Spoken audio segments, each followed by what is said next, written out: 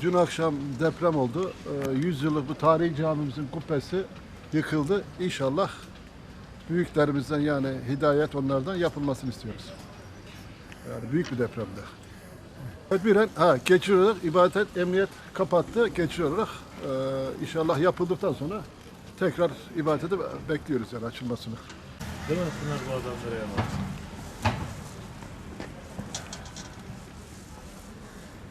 Malatya'da büyük bir deprem oldu, Elazığ'da, merkez üstü. Maalesef 100 yıllık camimizin kubbesi yıkıldı. Herkese çok geçmiş olsun. Onarıldıktan sonra mecbur yine ibadete açılacak inşallah.